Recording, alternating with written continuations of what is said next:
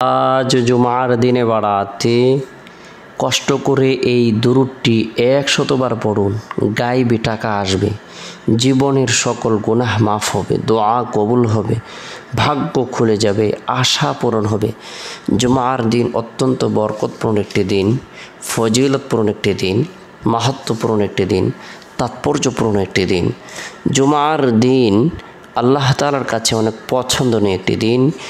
এ দিনে বিশেষ কিছু নিয়ামত আল্লাহ তাআলা ইমানদারদের জন্য, মুমিন মুসলমানদের জন্য প্রদান করে থাকেন।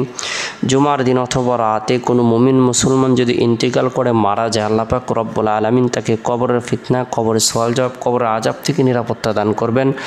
আল্লাহ তাআলা তাকে শহীদি মর্যাদা দান করবেন, সার্বিকভাবে কল্যাণ প্রদান করবেন।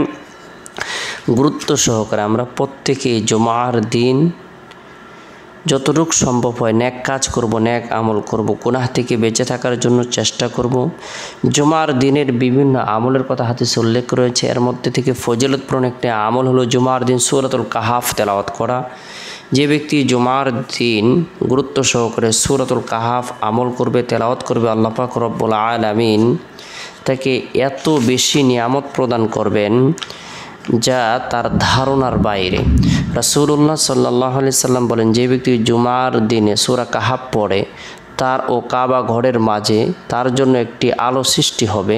সুবহানাল্লাহ। রাসূলুল্লাহ সাল্লাল্লাহু আলাইহি সাল্লাম বলেন, যে ব্যক্তি জুমার দিনে সূরা কাহাফ পড়ে তার জন্য আল্লাহ এক জুমা থেকে অন্য জুমা পর্যন্ত একটি জ্যোতি সৃষ্টি করে দেন, একটি আলো সৃষ্টি করে দেন, একটি নূর প্রদান করে থাকেন যা তার অন্তরের মধ্যে চমকাইতে থাকবে।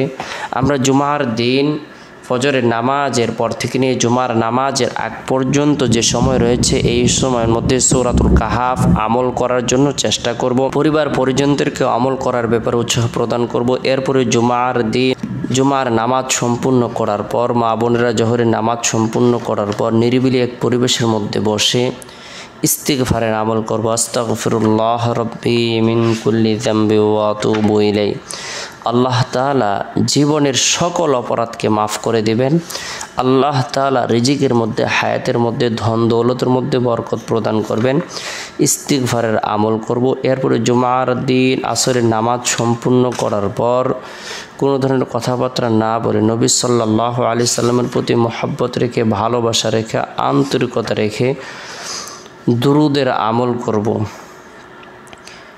100 বার। ছোট্ট দুরুদ হলো সাল্লাল্লাহু আলাইহি সাল্লাম। এই দুরুদটি, 2 শব্দের দুরুদটি আমরা আমল করব। আল্লাহ পাক রব্বুল আলামিন আপনার আমার জন্য যে নিয়ামতটি প্রদান করবেন, আল্লাহ তাআলা রহমত বর্ষণ করবেন, গুনাহকে মাফ করে দেবেন, পদমর্যাদাকে বৃদ্ধি করে দেবেন, 100 হাজতকে পূরণ করে দেবেন। সুবহানাল্লাহ। নবী সাল্লাল্লাহু আলাইহি সাল্লামের প্রতি দুরুদ শরীফের আমল এতই পছন্দনীয় আল্লাহ তাআলার কাছে, স্বয়ং আল্লাহ পাক রব্বুল আলামিন রসুলের উপর দুরুদ পাঠ করেন, রহমত প্রেরণ করে থাকেন, ফেরেশতাকুল রহমত প্রেরণ করে থাকেন। নবী নিজেও তার উপর দুরুদের আমল করেন। জুমার দিনে দুরুদের আমল করার ব্যাপারে উৎসাহ প্রদান করা হয়েছে, তাই জুমার দিন আমরা দুরুদের আমল করব।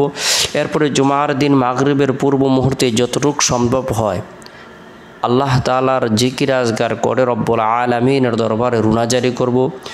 আল্লাহ তাআলা আপনার আমার জীবনের সকল গুনাহকে মাফ করে দিবেন। এরপরে জুমার দিন শেষ হওয়ার পর যে রাত আসে, রাতটি হলো ফজিলতপূর্ণ একটি রাত। এ রাতের মধ্যে বিশেষ করে আমরা প্রত্যেকে লা ইলাহা ইল্লাল্লাহ এই কালেমার জিকির করব, হাত উত্তোলন করে রব্বুল আলামিনের দরবারে রুনাজারি করব। আল্লাহ তাআলা আপনার আমার সকল ধরনের হাজতকে পুরো করে দিবেন, টাকা পয়সার অভাবকে দূর করে দিবেন, দুঃখ কষ্টকে দূর করে দিবেন। এরপরে রাতে যথাসময় ঘুমিয়ে যাব। আল্লাহুম্মা বিসমিকা মতো আহে দোয়াটি পাঠ করে ঘুমিয়ে যাব। চেষ্টা করব রাতের 1/3 অংশে ঘুম থেকে জাগ্রত হয়ে তাহাজ্জুদের নামাজ পড়ার জন্য। আল্লাহ পাক রব্বুল আলামিন আমাদের সকলকে বুঝার, আমল করার, গুনাহ থেকে বেঁচে থাকার তৌফিক দান করুক। সকলে ভালো থাকুন, সুস্থ থাকুন। সকল সুস্বাস্থ্য কামনা করে শেষ করছি।